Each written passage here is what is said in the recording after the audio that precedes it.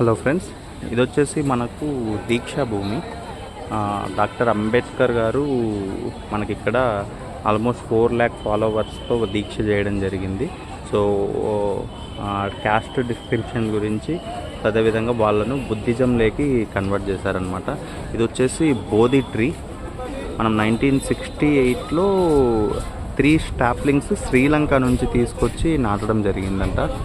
So ఇప్పటికీ ఇలాగే ఉంది.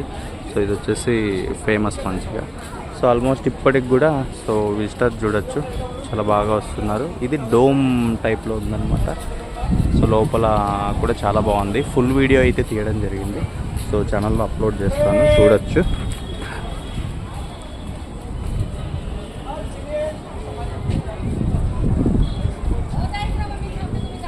సో మెయిన్ స్టోరీ చాలా మంచి స్టోరీ ఉంది. లోపల ఫొటోస్ కూడా అంబేద్కర్ గారు గురించి